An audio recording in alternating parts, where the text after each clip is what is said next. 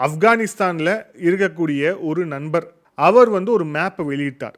அந்த மேப்பை வந்து எப்படி இருக்குது அப்படின்னா, பாகிஸ்தானுடைய சிந்து உள்ளிட்ட பாதி பகுதிகள் இந்தியாவுடனும், கைபர் பக்துன்குவா உள்ளிட்ட அந்த சில பகுதிகள் எல்லாமே ஆப்கானிஸ்தானோடையும் இணையிற மாதிரியான ஒரு மேப்பை வந்து அவர் வெளியிட்டார். இது வந்து நாளை இதை நோக்கி தான் நகருது அப்படின்னு சொல்லிட்டு ஆப்கானிஸ்தானில் இருக்கக்கூடிய ஒரு சோஷியல் மீடியா, ஒரு பிரபலமான ஒரு சோஷியல் மீடியா ஹேண்டில்லேருந்து இந்த மேப் வந்து வெளியாயிருக்கு அப்படிங்கிறத பார்க்குறோம். ஸோ தொடர்ச்சியான நிகழ்வுகள் இப்படியே நடந்துட்டு இருக்கு அப்படிங்கிற பட்சத்தில் இதில் அடுத்து என்னென்ன ஆகும் அப்படிங்கிறது யாருமே கற்பனைக்கு எட்டாத லெவலில் இந்த பிரச்சனைகள் போயிட்டுருக்கு.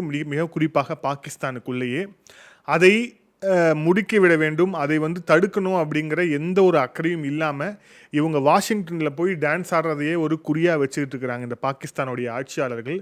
ஸோ மிக விரைவில் பாகிஸ்தானுடைய ஆட்சியும் சரி, அந்த அதிகாரத்தில் இருப்பவர்களும் சரி, அவர்கள் கற்பனைக்கு எட்டாத, நினைக்க முடியாத விஷயங்கள் பல நிகழ இருக்கின்றன. இதற்கான சிக்னல்ஸை வந்து ஏற்கனவே நம்மளுடைய இந்திய அரசாங்கம் கொடுத்துருக்குறாங்க. இப்போ ரொம்ப ரீசண்டாக தலிபான்களுடைய அரசாங்கம் கொடுத்துருக்கு. ஸோ இந்த ரெண்டு விஷயத்தையும் பார்க்கும்போது, இப்போ உள்ளூர்லேயும் நடக்கக்கூடிய கலவரங்களை பார்க்கும்போது, இந்த நாடா தொடருமா அப்படிங்கிறதுலே மிக நிச்சயமாக ஒரு சந்தேகங்கள் எழுந்திருக்கு. அடுத்தடுத்த அப்டேட்ஸ் அடுத்த வீடியோவில் பார்ப்போம்.